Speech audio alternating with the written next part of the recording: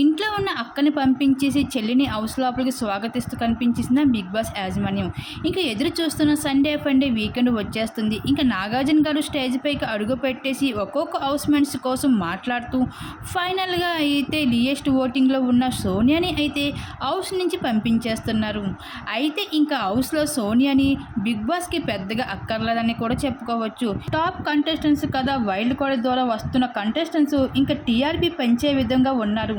సోనియా ఉన్నన్ని రోజులు పృథ్వీ, నిఖిల్తో ట్రాక్ నడుపుతూ నెటిజన్ మనసులోకి బిగ్ బాస్ పైన హేట్ పెంచడం మించి ఇంకేమీ చేయలేదని చెప్పుకోవచ్చు సోనియా.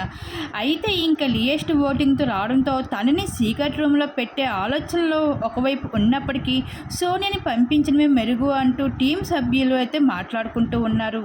అయితే కావ్య వైల్డ్ కార్డ్ ఎంట్రీ కోసం అందరూ ఎంతగానో ఎగ్జైట్గా ఫీల్ అవుతున్నట్లు తనది ఏవీని కూడా సిద్ధం చేసుకుంటూ వచ్చేసారు కావ్యది. అయితే బిగ్ బాస్ హౌస్ లోపలికి కావ్య కానీ అడుగు పెడితే కనుక నిఖిల్ ఆట మెడంత స్ట్రాంగ్గా ఉంటుందని చెప్పుకోవచ్చు. ఇంక ఈ విధంగా అయితే నిఖిల్ ఆటకి ఇంకా అడ్డుండదు అని చెప్పవచ్చు. విన్నింగ్ రేస్లో అయితే నిఖిల్ అని చెప్పుకోవచ్చు. మరి కావ్య వైల్డ్ కార్డ్ ఎంట్రీపై మీరేమనుకుంటున్నారు? మీ అభిప్రాయం తప్పకుండా కామెంట్స్ బాక్స్లో షేర్ చేసుకోండి.